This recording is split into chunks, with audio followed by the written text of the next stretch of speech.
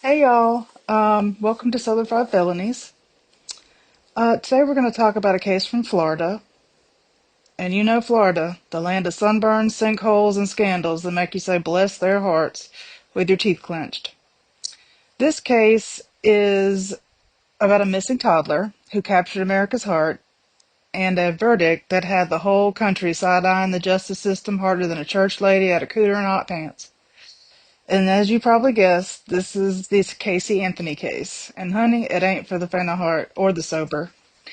Caylee Marie Anthony, just barely 2 years old, with big brown eyes and a baby giggle that could melt steel, was last seen alive on June 16, 2008. Her grandparents, George and Cindy Anthony, say Casey and Caylee left the house together that morning.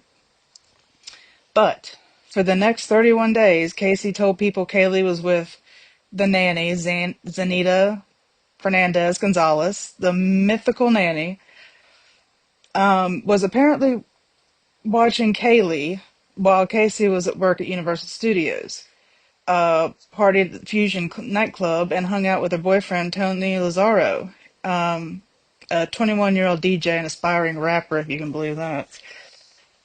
During those 31 days, Cindy would ask to speak to Caylee. Casey always had an excuse. She's at the beach. She's sleeping. Zanny took her to Disney. On July 15th, Casey had enough. She tracked down Casey, picks her up her car from the impound lot, and smells hit her like a punch in the throat. So she calls 911 and says, "It smells like there's been a dead body in my damn car." And then Casey, calm as ever, tells Caylee was kidnapped by Zanny, whom she last saw at the Sawgrass Apartments. Police follow her to the apartment. Zanny doesn't live there. In fact, no record that she ever existed. The nanny was a fictional character in Casey's job. Also fictional. Y'all want a list of Casey's lies? Better grab a refill on that sweet tea, because there's a plenty. Lie number one. She worked at Universal Studios. Okay, now it says that in my research that she didn't at first, but then previously, about 2 years previous to when they went looking for her, she did work at the SpongeBob ride, taking pictures of the riders. So do with it what you can. I don't know. But anyway, she faked it hard. Even walked investigators through the building, nodding and waving at coworkers that weren't even her coworkers, until finally admitting when she got to the end of the hallway, "Yep, I don't actually work here." Line number two, Zanny the nanny. Turns out the only Zenaida Gonzalez who ever visited Sawgrass Apartments did so once and never met Casey, and she ended up suing Casey for defamation. I don't know how she came up with Zenaida Gonzalez because, the court case and all the testimony, nobody mentioned that. But she probably Googled it. I don't know. Anyway, the line number three, she was actively looking for her daughter. She was partying at Fusion, sleeping at Tony's apartment,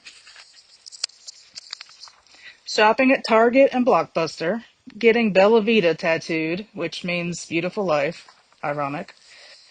Her friend Amy testifies that Casey even stole her checkbook and used it to buy beer, clothes, and groceries while Caylee was missing. The car, a Pontiac Sunfire that reeked of death. Forensics found human hair in the trunk, microscopically consistent with Caylee, air samples showing volatile fatty acids typical of decomposition, and a trunk stain that tested positive for human decomposition indicators. All right.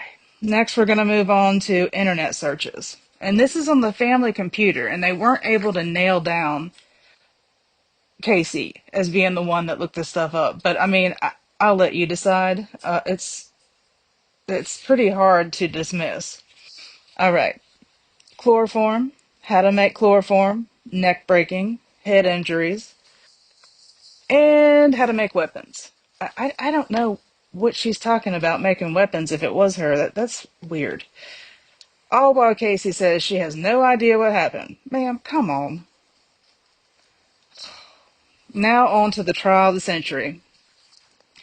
The state of Florida charged Casey Anthony with first-degree murder, aggravated child abuse, aggravated manslaughter, and 4 counts of lying to law enforcement. And this is the prosecution's theory. Casey wanted her freedom. She used chloroform to knock Caylee out, applied some duct tape over her mouth and nose, stored the body in the trunk, dumped her into a wooded area, but but they couldn't say how Caylee died. No clear cause of death due to decomposition.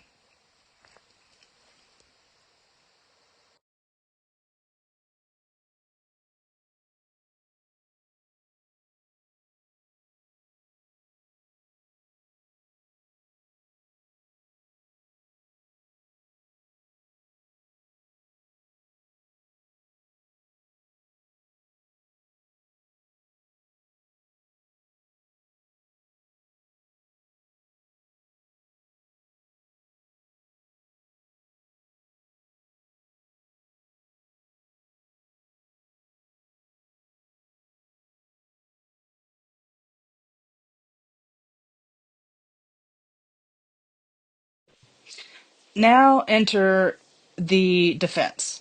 Jose Baez, who had never tried any sort of murder cases like this, picked this one up just out of a draw. And this is what he said happened. Caylee drowned in the family's above ground pool. George Anthony helped to cover it up. George sexually abused Casey as a child, which explained her compulsive lying and disassociation. There was no physical evidence of abuse, and of course, George denied everything. And I'm not saying that he did it. I'm just saying, I'm just giving you a neutral opinion here. Other major points in the trial, Dr. G, and she has her own show, Dr. G Medical Examiner, said that this wasn't accidental. You don't put duct tape on a child's mouth after a pool accident. She had a heart-shaped sticker residue on what was allegedly found on the duct tape, possibly placed over Caylee's mouth. Now, Roy Kronk is a meter reader who found the body. He was attacked by the defense for being a fame-seeking opportunist. And previous to this particular time, he had even told them several months earlier that there was a weird smell and stuff over, where he reads meters at. So they really dropped the ball on this one. Testimony from friends painted Casey as an oddly upbeat person during Caylee's disappearance. No panic, no grieving. The jury watched 6 weeks of evidence, 90 witnesses, 400 exhibits. The whole country was watching, popcorn in hand, jaws on the floor. All right, so once the jury got it, they deliberated for just 11 hours, which is very unusual for a death penalty case. The verdict, not guilty on first-degree murder, not guilty of aggravated child abuse, not guilty of manslaughter. However, she was found guilty on 4 misdemeanor counts of lying to law enforcement. Casey walked free on July 17, 2011, having already served 3 years in jail awaiting trial. And of course, the backlash was instant. Protesters gathered outside the courthouse with "Justice for Caylee" signs. TV hosts were losing it. I mean, Nancy Grace said that the devil is dancing tonight. And Geraldo Rivera said that she was acquitted because they overcharged her, which makes a lot of sense. They shouldn't have gone for the death penalty, and maybe she would have been found guilty. I don't know. I mean, that's what I think anyway. People compared it to the OJ verdict, except this time nobody was happy about it. After walking free, Casey vanished for a while, literally. She was spotted a few times in Florida, living under assumed names.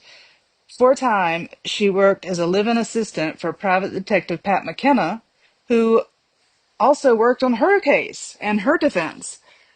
Can you imagine? Like, Oh, he is so out of touch to bring Casey Anthony in the house that he's living in with him. And he had grandchildren around. That's crazy. It's crazy. In 2022, she appeared in a Peacock docuseries, Casey Anthony, Where the Truth Lies. I recommend watching it. I thought it was really interesting. Probably a lot of bullshit, but it was interesting. She again accused her father George of staging the drowning, claimed she was too afraid to report it, denied any involvement in Caylee's death. Critics call the documentary manipulative and lacking substance. George and Cindy have given sparse interviews and they remain divided. Cindy has expressed belief in Casey's innocence. George, not so much. And that's understandable. I mean, with all the things that she accused him of, if he didn't do it, I'd be pissed too. Casey has since claimed she's working on a book. Oh, yay. And has shown interest in criminal defense work. Yeah, let that marinate. We may never really know what happened to Caylee Marie Anthony, but we do know this. She deserved better. Her short life became a spectacle, and the only person who should have protected her was out lying, partying, and pretending everything was fine. Maybe it was an accident, maybe it wasn't, but someone should have been held responsible. In the South, we have a saying, don't piss on my leg and tell me it's raining, and that's exactly what this feels like. Justice wasn't blind. She was duct taped, chloroformed, and dumped in the woods. All right, guys. Well, that's the end of today's case. I'm Kate Melvin, and this has been Southern Five Felonies. Remember, if someone's story smells like a decomposing lie in a Pontiac trunk, it probably is.